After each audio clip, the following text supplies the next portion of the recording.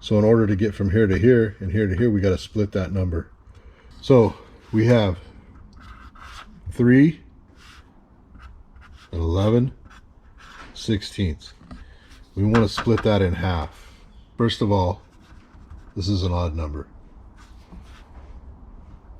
So you take 1 away from that, which leaves 2. 2 you can split into half. Half of 2 is 1. Now, to get your fraction,